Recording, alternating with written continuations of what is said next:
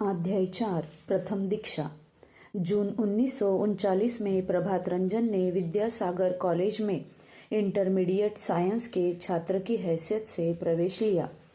कोलकाता पहुंचने के बाद उनके व्यक्तित्व में दो उल्लेखनीय परिवर्तन दृष्टिगत हुए। पहला तो यह कि उनका आध्यात्मिक व्यक्तित्व अपने आप निखरने लगा। दूसरा यह कि उन्होंने समसामयिक सामाजिक और राजनैतिक विषयों पर अपने विचार व्यक्त करना प्रारंभ कर दिया।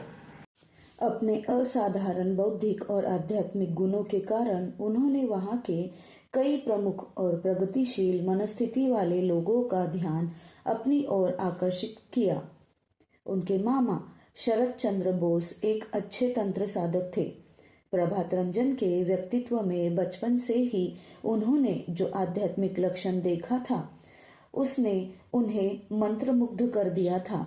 इसलिए जब उन्होंने प्रभात रंजन को उच्च शिक्षा के लिए अपने साथ रहने का प्रस्ताव दिया था तो उन्हें उनकी संगति में आध्यात्मिक रूप से लाभान्वित होने की आशा विद्यमान थी।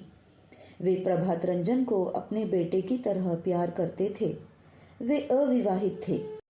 उनकी बहन दुर्गा रानी का विवाह हथुआ राज परिवार के दीवान के बेटे से हुआ था। वे कम उम्र में विधवा हो गई थी और इसलिए वे भी अपने भाई के साथ रहती थी। उनका अधिकांश समय पूजा पाठ में ही बीतता था। प्रभात रंजन के साथ आध्यात्मिक विषय पर उनके अक्सर वार्तालाप हुआ करते थे, जिससे दोनों भाई बहन को बहुत हद तक लाभ हुआ। तंत्र के विषय में शरद चंद्र ने पहले ही बहुत कुछ सुन रखा था, अध्ययन भी किया था, लेकिन तंत्र के विभिन्न पहलुओं पर अपने भांजे की सर्वथा भिन्न व्याख्या सुनकर वे आश्चर्यचकित रह गए थे। दुर्गा रानी को प्रभात रंजन ने समझाया कि सर्वोच्च सत्ता को प्रसन्न करना ही वास्तविक भक्ति है। हम जो भी कार्य करते हैं उसे भगवान को समर्पित करने और अपने समस्त क्रियाकलाप को पूजा का ही हिस्सा मानने से भक्ति की सर्वोच्च अवस्था तक पहुंचा जा सकता है। प्रभात रंजन ने उनका जो मार्गदर्शन किया उससे उनके आध्यात्मिक जीवन में व्यापक सुधार हुआ।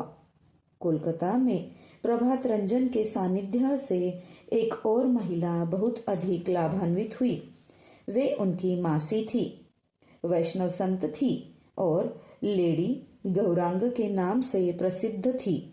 वे प्रभात रंजन से वैष्णव अवधारणा पर आधारित भक्ति की व्याख्या को सुनना पसंद करती थी। उस व्याख्या से उन्होंने भक्ति के व्यावहारिक पक्ष को अच्छी तरह समझ लिया। तंत्र और वैष्णव भक्ति की प्रथा के जटिल और गूढ़ पहलुओं के ज्ञान और आध्यात्मिक दर्शन की जिस तरह विस्तृत व्याख्या प्रभात रंजन करते थे उसने उन्हें पूरी तरह अभिभूत कर दिया।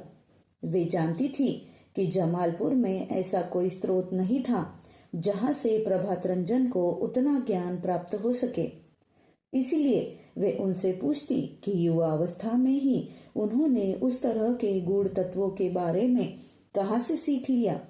सदा की भांति वे कोई जवाब नहीं देते, उन बातों को टाल देते, ऐसा बर्ताव करते मानो उन गूढ़ रहस्यमय विषयों को जानने का कोई विशेष महत्व नहीं था।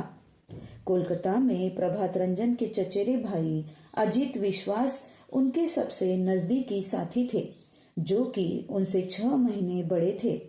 उनका जन्म ऐसे समय में हुआ था जब उनके पिता महात्मा गांधी के नेतृत्व में चलाए जा रहे असहयोग आंदोलन में सक्रिय रूप से शामिल थे।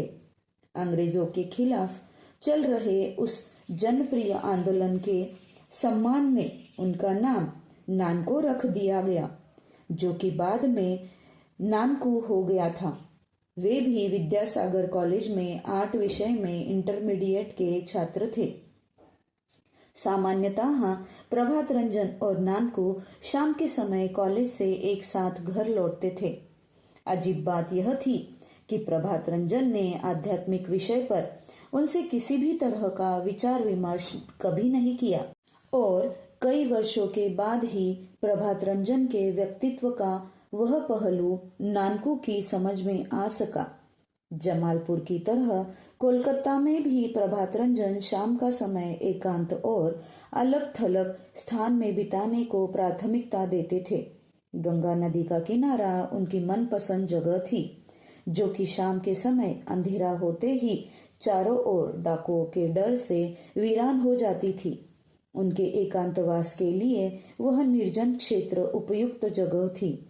कोलकाता में वही उनकी प्रिय जगह थी, जहां उन्होंने बिना किसी बाहरी व्यवधान के अकेले रहकर कई संध्याएं बिताई थी।